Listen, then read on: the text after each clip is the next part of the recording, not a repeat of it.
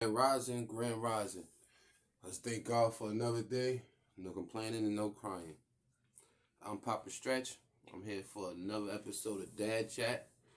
This is probably third or fourth episode of Dad Chat. Pardon me, I got bad dry eyes, so I rub my eyes a lot. Y'all see that throughout the future. But yeah, I want to give a shout outs to my sponsors and the people that support, the businesses that support. Um, Clean with Envy by my good friend Ange. She's in the Lebanon, New Hampshire area, Hanover, greater area. If you're out there, let me know. Tap in. After you like and subscribe, leave a message. I can get you the best cleaner you're gonna find out there. Also, shout outs to my sister Edub, polished by Pretty. You can see her online. She's kind of big. She got nails, all kind of different women products and things of that nature. You know what y'all use. You know what I mean? But I gotta give a big shout out because what I didn't do in the first ones is shout out one of my major, inspirations of why I kind of started this whole segment too. It's a good friend of mine's, by the name of June. We call him June the Gone, formerly child nickname. How we all have. I'm Stretch Money, what they used to call me. Still do, but however you say it. Hopefully he won't mind. It's nothing too deep. I can put his business out because once again, it's something we all go through. I went through it with my, you could say, stepchild, former stepchild, however you word it. A lot of other people I know when you get to the age of the teenage round. But a while back, sometime a year ago, I procrastinated getting these videos together, but here we go. The Stretchinator is in town. But he asked me a question about, his son. He found out he smoked a little from time to time. And he didn't understand how to maneuver and navigate through the waters. And not because I'm just like some fatherly guru or anything, no. Because, that's what fathers are supposed to do, just like women do. That's why I created Dad Chat TV. Hashtag Dad Chat TV. Because sometimes on the outside looking in, whether you're older than somebody or younger, if you're going through parenthood, you can still just give advice because in the middle of situations, it can be hard to give advice when your feelings or your emotions are attached and it's a personal thing. That's why they say you shouldn't make decisions while you're upset. But this one is going to be about parents who smoke and with kids and kids who smoke and have parents. Now, we could do this several ways. I can give my opinion, my true opinion overall, which I will do, and this is just my thoughts. Within time, when you like and subscribe, you'll be able to leave comments, and when I start taking calls, you'll be able to give your opinions. We'll go over this another time. I'm pretty sure again when it gets a little more out there. But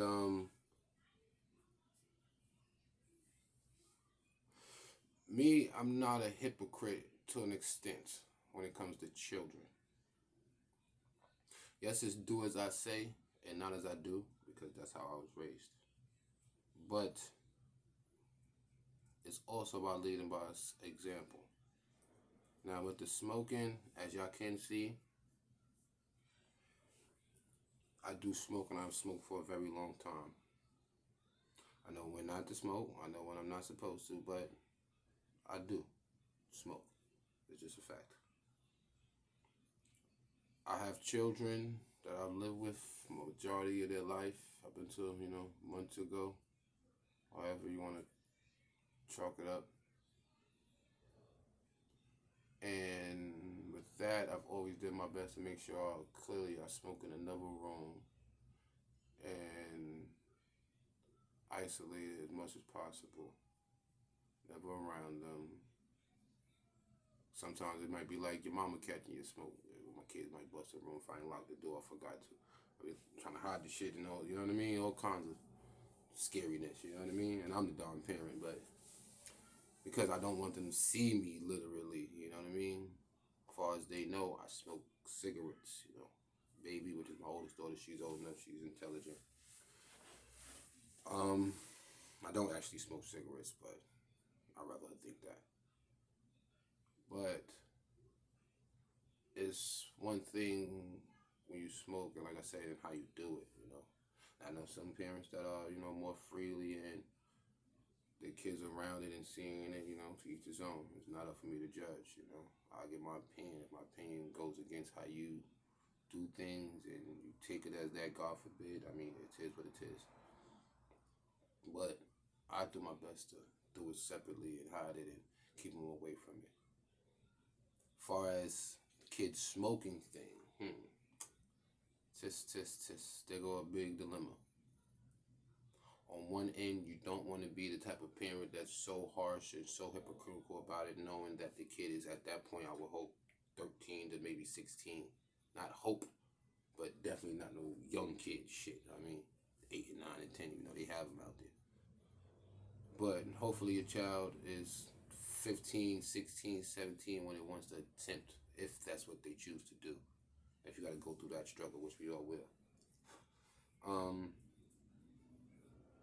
It's hard because if they know you do, anybody in life, I don't care what capacity, who's the elder, younger, higher position, not, nobody wants to be held accountable for something by someone who's doing the same they're doing. I don't care who you are, male or woman, brother. So it's a tough pill to swallow. But my thing is, for me personally, I can't give permission to do it and say it's all right and go ahead and do it, and you can smoke in the house at 16 or before you're 18, or just go out and do it and give your money for it. No, I can't do that. Best I can tell you is it's okay, and if you're doing it, however you're doing it, and figuring out how to do it without me knowing, seeing it, or realizing that I'm paying for it, then que sera, sera. Or am I to, you know, I'm not going to be that bad, because I like to tell people, not just imagine what other people going through. Too cliche, as y'all know, I hate cliches. But what I will say is I like to get to the facts of things. If you're dealing with people, men or women, and you're seeing things on the TV or the YouTube or the metaverse or whatever they call it, and you're knowing that kids out here at the youngest of 12 and 13 popping pills and drinking this and doing that, a part of you is going to say, damn, I'm grateful enough that my kid is only smoking weed. That's me. Another part of it is I try to raise my kids according to me and the things I've done each year in which they are and going to be. My daughter's 7. How was I at 7? My other daughter's 4. How was I at 4? If I'm going to deal with her at 16, is she doing the things I'm doing at 16, or he doing the things I'm doing at 16? Whatever each age is. Because I'm not saying it's right, and my mother raised me right and taught me wrong from very young. But the person I was, a very mischievous, a very energy that wasn't put into some of the right places, not having an older brother, it's like I still did a lot of things, but unfortunately, I was sneaky enough and good enough to keep a lot of my things under wrap. They didn't realize it till, as I got in trouble more. They can only fathom some of the things I could do. Nobody truly knows the truth. Once again, we're only getting 3%. 97% is saved for the book. But yeah, that's how I try to do it.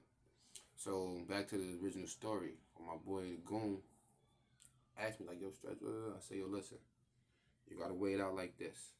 How was you at 16 and how was he at 16? What was the things you were doing? You understand what I'm saying? Can't be too hypocritical. We can't be too harsh on them, because you don't never want to be too harsh and get your kids to the point where they're too scared or they turn to other people for guidance or confiding in. But you gotta let them know there's also a sternness in the line that you're also gonna have to always stand by too. And I think that helps balancing them out. So what I told him is, I said, one, play it out, see what it is, ask him, depends on how you lie about it or tell the truth. And the best you can do is monitor him. You know, if you really gung-ho on trying to make sure you ain't got no opportunity to do, whoever you are as a parent, it's not for the goon. You gotta take them from point A to point B. Keep them here, keep them there.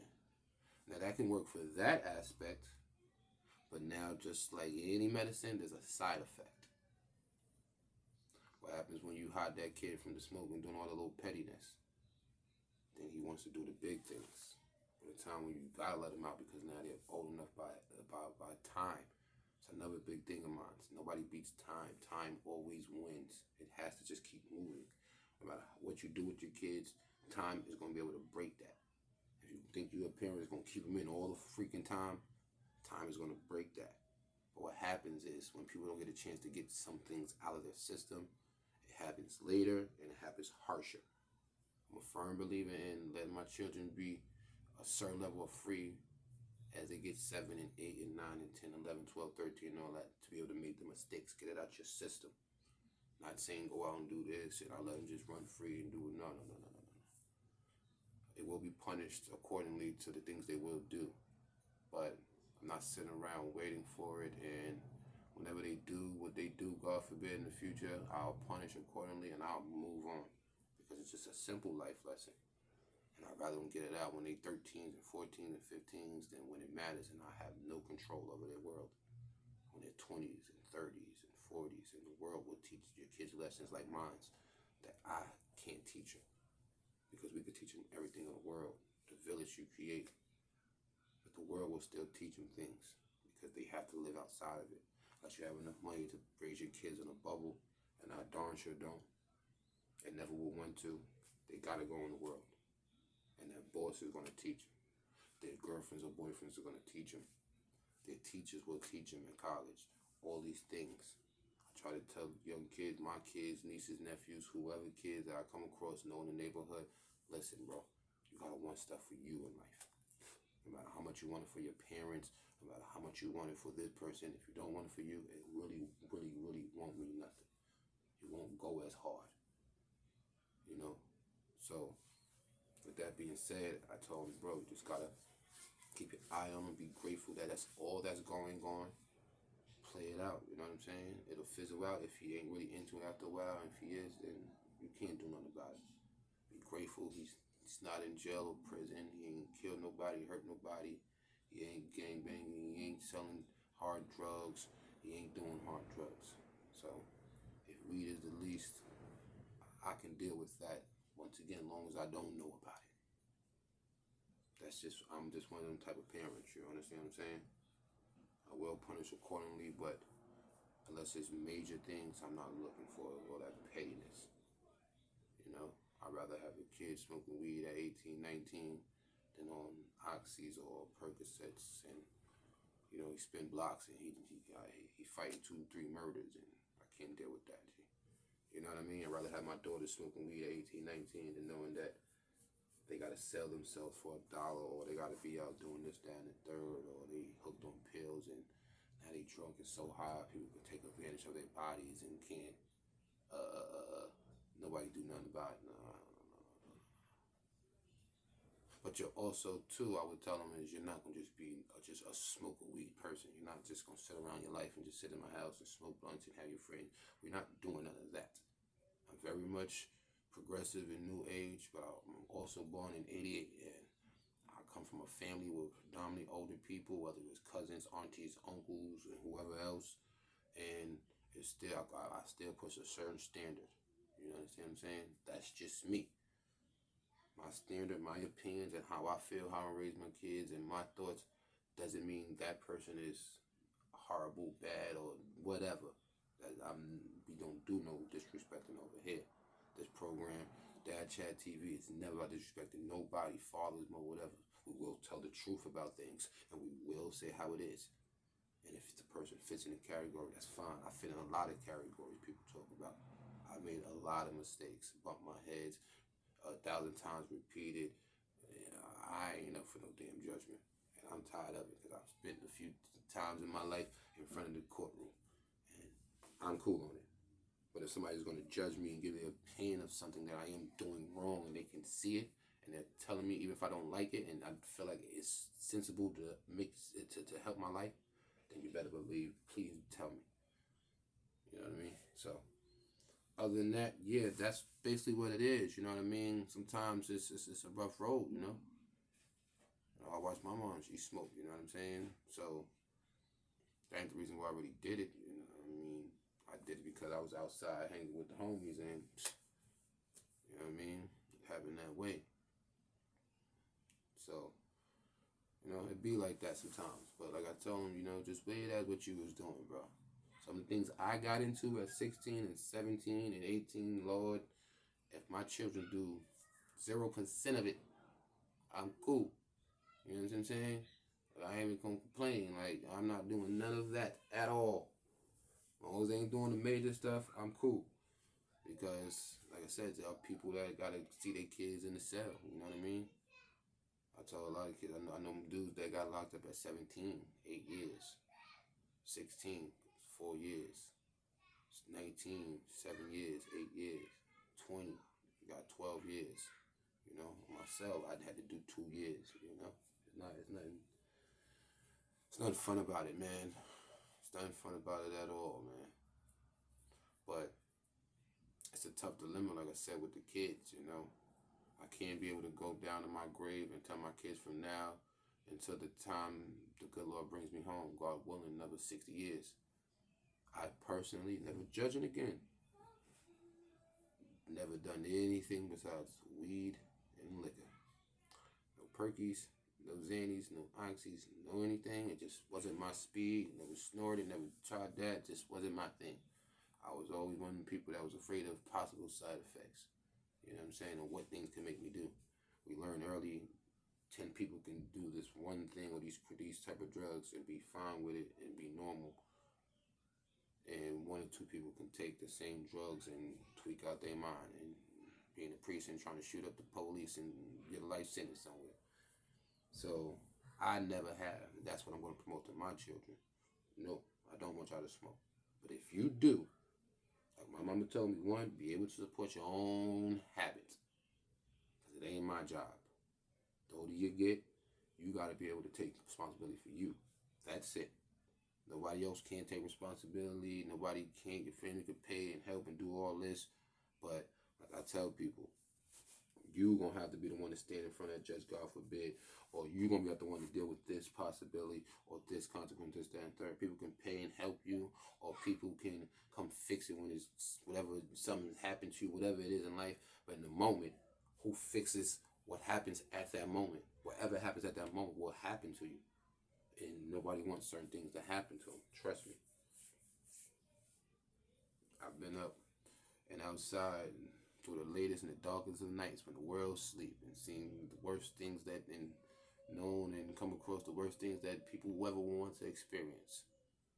And the best way I can ever tell anybody for themselves, especially for their kids, you can't stop a coincidence or anything that just happens down the street. God's plan is God's plan, whether it's good or bad. We have to take that and have to accept that. Whatever you believe in, that's your choice. But some things can't be prevented in life. And it's how you move and how you handle yourself and how you carry yourself and how you deal with things. You know? So with that, I would tell my boy Goon, like I did tell him, just watch him and make sure you don't get too deep into it. Try to understand, because a lot of young boys, they either between their homeboys or with girls. It's the reason why we start doing a lot of things we do, period. And you know, it's not that bad, you know. That's what I told him, bro. It's not that bad, bro. Do you find any other crazy things your kids doing, this, then, nah, stretch. I said, well, then, you know, be grateful as that, bro. You know, because I would. I'd be upset, and I will punish. But I will be sitting in my bed late night thinking, like, and praying to God, thank you. It's just this I'm dealing with, Lord. Because a lot of mothers and fathers go through a lot of things, mothers especially, but a lot of fathers too. That's why we got this Dad Chat TV, because they don't never tell you about how the fathers sit and think about late night. Because we always gotta have the stronger face or smell, or it don't seem like it, or because the kids usually in the mother kid most of the time. It seems like the fathers don't feel about it. So it's always the mother stressed about what my kid doing out there in the streets. Is he smoking, doing this, that, and third? Why them fathers? Because Teresa can go to Susan and ask her and talk to her about her situation with kids.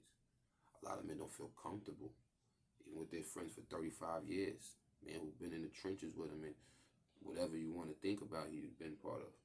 But he don't know how to put the bravado aside and say, yo, bro, how do I deal with this with my 12-year-old? You want to be in the game. How do I deal with that? Yo, bro, my kid's smoking. How do I go about that? Yo, bro, my daughter is a little promiscuous at a young age. How do I try to get her fix the situation, bro? You know, a lot of men don't have that, or they, like I said, they're too afraid to talk to other men about that because you look weird or crazy or weak, or, you know, in the mix of you might cry. I just had a doctor's appointment with my eye doctor appointment with my babies a few days ago. And, you know, I'll tell y'all more about me in life. You know, I don't got the best of vision. Something that was hereditary in my blood that I was born with from the moment I came out. So for me to not have the best vision. And it's always been one of my fears for my babies. And not saying they got the signs, but there's certain little things hearing that just seem like it could be when we was at the eye doctor place. It just, you know, in front of this lady I never met in my life, you know, just had me tearing because it was, you know, I don't want my babies to ever feel anything I felt, you know what I mean?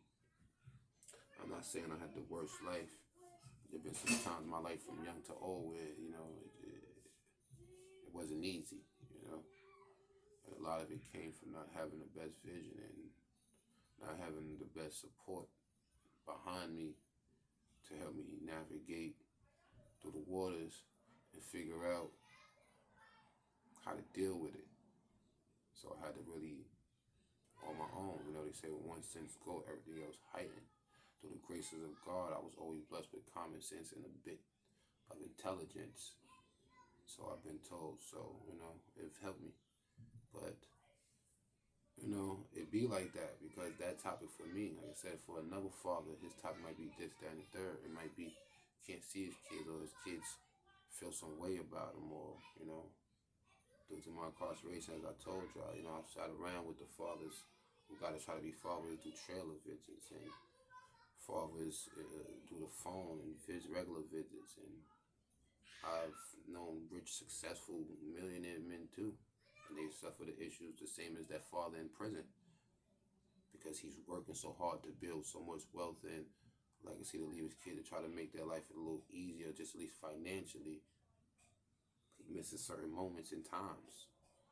And you have them good, great women out there that tell their kids, listen, sometimes daddies make sacrifices just like mothers do. But there are a lot of great fathers that sit at home while the mother's the one going out making the bacon. You know, they don't speak about that story so much. When she does it, she's okay to go chase her dream. When the father does it, is what kind of father don't know how to balance it out? It ain't all about the money. But, you know, like I said, the rich father goes through the same struggle of his kid not wanting to deal with him at 30 as the father went to prison. They both saying the father wasn't there. It's just two different reasons. One comes with more monetary value, and one comes with a little less and more struggle and hardship. But they both at 30 years old, their kids are saying, hey, I don't know, because you wasn't there for this, that, and the third. And I'm gonna be honest, I'm just speaking as a broad, general thing right now, because every situation is an individual situation, and I'm never gonna take away from no kid if they feel that way about their parents, whoever it is. If my kids, for whatever reason, feel like I didn't do this, that, and the third, I would disagree with it and not like it and hate for them to feel some way towards me about it. But who the heck am I as a human to take away their feelings and their perception and interpretation of their life? You understand? It's no different from me with my parents. It's no different from anybody else. So, you know, that was just the topic for today, you know. Kids and smoking and kids, man. One of our tough dilemmas. Good thing I'm a Gemini, man, because shit. for another person. You got to be two type of people to figure out how to deal with it. You got this side and that side. But this is Dad Chat TV. We came with another one for y'all. We're going to keep coming with them. Trust me, more content. Content is king, and so I heard, you know. So I'm part of it, man. Shout outs to Merrick Boulevard, you know, primarily. We out of here. Pop the stretch. Dad Chat TV.